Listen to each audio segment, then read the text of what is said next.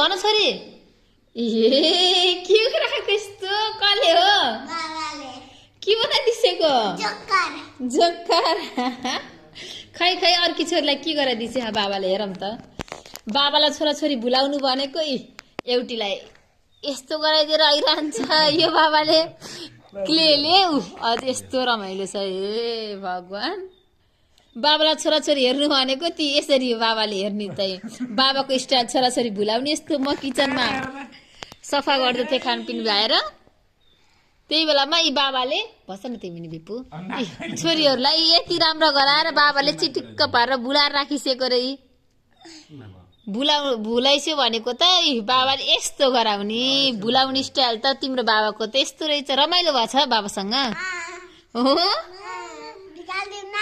भछ टुको बाबासँग रमाइलो कि खेल्दा मामुछिङ कोसँग ए बाबासँग यस्तो जोकर गर ल भयो दुईटालाई त्यस्तै सेम सेम गराइदिन्छु न बिप नगर न